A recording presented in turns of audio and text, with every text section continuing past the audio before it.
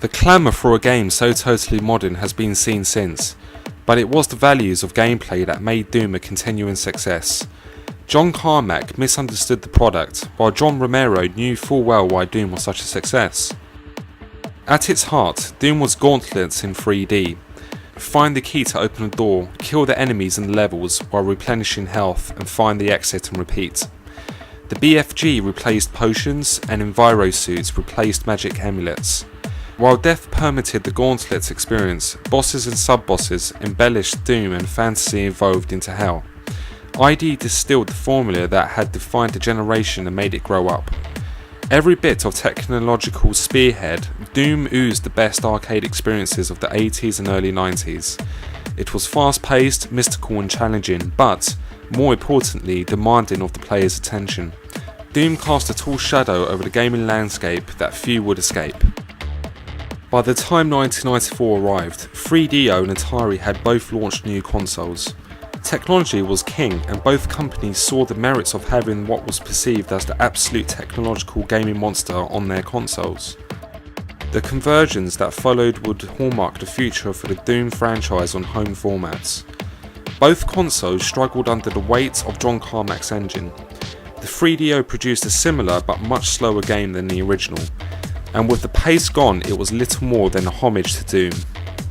On the other hand, the Jaguar balked at the resolutions needed to display the game, and despite offering a reasonable port, could only operate in a windowed mode that used less than a third of the available screen. Even Bill Gates got in on the act when he announced Windows 95 and the arrival of DirectX at a developers conference, as Masters of Doom author David Kushner recollects in his best-selling novel. As the lights fell, a video screen lowered above the stage. It was time for the main event. The crowd cheered as Doom's familiar corridors began to roll, but it wasn't the Doom soldier chasing demons, it was Bill Gates. Microsoft's fearless leader was superimposed running inside the game in a long, black trench coat and brandishing a shotgun. Gates stopped running and addressed the crowd about Windows 95 as a gaming platform, a platform that could deliver cutting-edge multimedia experiences like Doom. But no sooner had he begun, an imp monster from the game jumped out and asked Gates for an autograph. Gates responded by his shotgun and blowing the beast to gory chunks. "Don't interrupt me whilst I'm speaking," he said, then finished his speech. At the end, the screen went black with blood, only to be replaced with the familiar Microsoft phrase, "Who do you want to execute today?" The most talked about operating system of all time was illustrated by the most famous man in the world of computers, standing inside Doom. Jay realised that Doom 2 was going to be a very easy sell. Doom 2 was announced in May 1994. The original team were joined by American McGee, who fleshed out John Romero's ideas while designing his own levels. The extra time allowed John Romero to build even bigger maps, while helping Doom Engine licensees realise their game ambitions. Released in October 1994, Doom 2 was more of the same. Using the same engine with slightly cleaner visuals, the game was boasted by new weapons, 8 new enemy types and over 30 levels plus 2 levels ported from Wolfenstein 3D. ID abandoned the incredibly successful shareware model that had served it so well the year before, and chose instead to sign a lucrative publishing deal with GT Interactive, therefore creating a direct-to-retail route for Doom 2. Co-op was enabled via the internet, and deathmatches could now sustain 4 players at one time. It sold over 500,000 copies at launch. ID Software had started to change the way people played games, and expectations were huge for a third. Doom 2 Hell on Earth was the simplest game ID ever made. The gamers couldn't wait. There was a route straight to the market for the game, and it was a straight sequel delivered with a plume from the darling of the games industry, who was itself enjoying a rare moment of comfort and stability. John Romero sums the game up nicely. "I even believe that keeping a double-barreled shotgun for Doom 2 was a great idea because it kept it from only being a set of new levels and monsters. The new weapon was probably the greatest addition to the entire genre. It kept Doom 2 from being just a footnote or regarded as just an add-on. Doom had brought ID the freedom to develop on its own terms, but GT Interactive had other ideas." So, when John Carmack told an Eager Games conference in 1994 that ID was moving on and that its next game would leave Doom for dead, a meeting was called with GT Interactive to highlight a future for Doom. By this point, other developers had caught up with the Doom engine and Doom was beginning to look less impressive with each new release. However, GT wanted more Doom, while ID wanted to make Quake. As a side note to this, John Carmack deliberately left holes in the protection of the Doom engine for the hacking community, which allowed players to make their own maps. In its infancy during Doom, by the time Doom 2 was released, this had flourished into a massive community for hackers and fans alike. Maps were freely passed around the internet and made both releases feel fresh, but of more note was the community's ability to change the WAD files. This meant that gamers could populate Doom's game world with anything that they wanted to, from Happy Days to Star Wars. Think of any famous character and they probably appear in Doom WAD.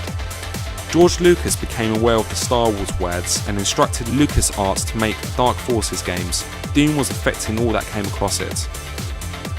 ID agreed a middle ground with GT Interactive that would see the release of the Ultimate Doom in 1995. This release contained everything that had been released in the series before plus one extra episodes, The Flesh Consumed. ID had expanded rapidly off the back of Doom's success, and the original team only contributed to 2 levels to this new offering. John Carmack, who by now was working on a new engine, was unimpressed. Ultimate Doom involved a lot of recycling, he says. Tim Willits was brought in from the Doom community and the release would contain newly developed levels, while some of the best community maps would also be integrated into the new episode. At the start of 1996, Final Doom was released. This time it was programmed not by ID but by Team TNT. Funded by GT Interactive, the game was a release aimed squarely at the Doom hardcore. We had even less to do with Final Doom than with Ultimate Doom, states John Carmack. The game was viewed very much as a cynical cash-in by GT Interactive, containing 2 modded versions of Doom 2. The game had little appeal outside the Doom community, and that's where Doom signed off for the 90s. Many conversions would follow, but it wasn't until 1998 and Doom 64 that the magic exploded onto a console. ID moved onto a new engine and a new series of games, but Doom had become part of the ID heritage and the Doom community kept on growing. Fans continued to find more and more in the game. ID may have moved on but the gamers hadn't.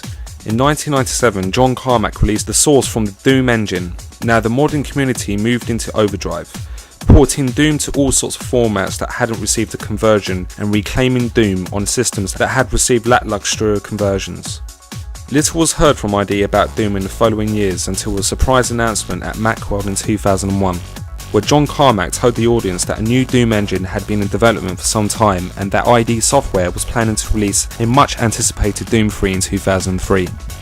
Doom 3 wasn't an easy journey though, as both Adrian Carmack and Kevin Cloud, 2 of ID's owners at the time, were fiercely opposed to the remake. They thought that ID was going back to the same old formulas and properties too often, remembers John Carmack. Not for the first time, it was the creation of Wolfenstein game that would lead to the inception of Doom. Return to Castle Wolfenstein was a runaway success and Game of the Year in 2001. John Carmack evidenced his argument with this fact and gathered through internal support to confront the other owners with an "allow us to remake Doom or fire us" ultimatum. A standoff ensued that would see the graphic artist Phil Steed fired by Adrian Carmack. Facing an internal revolt and ID Software without John Carmack, Adrian and Kevin gave in and the creation of Doom 3 began. Doom 3 was to feature the most revolutionary game engine that the world had ever seen. A team of 20 people grafted from 10 AM to 10 PM Monday to Saturday with no holidays for over 2 years to realise the ambition of Doom 3. Touted as a reimagining of the original, it followed the Doom Bible closely than Doom had managed. Storyboarded and written by Matthew Costello, ironically the writer of The Seventh Guest, the game would move Doom from fast-paced frantic action into survival horror territory.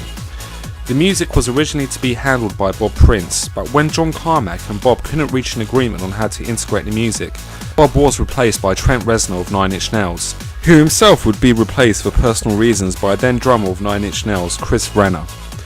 After a drawn-out development cycle, the game achieved gold status in July 2004. 15 minutes after achieving this status, lead designer Tim Willits announced to the world, "Oh yeah, we're thrilled. To be truly honest, Doom 3 is even better than we thought it was going to be when we first started. We had 20 super talented, highly motivated people that put everything they could into this title. We're very proud of this child that we're sending off into the world. When pushed on the Doom 3 experience before the game's release, ID CEO Todd Hollinshead made a statement that would make Doom 3 unmissable for established Doomsters the world over. There are two different aspects to the fear element of the game. There's the overwhelmingly creepy suspense dread feeling, and then there's the shock moments of something jumping out at you as something unexpected happening. To me, there's a general uneasiness where you feel like you should get your diapers, and then there's the others where you should just ruin the seat of your pants. Doom 3 was every bit the monster its predecessors had been. Needing a hardware upgrade to run on many computers, it arrived into a crowded marketplace, rubbing shoulders with Half-Life 2 and Halo 2, two games that wouldn't have existed had it not been for the original. Not surprisingly, it was a massive success.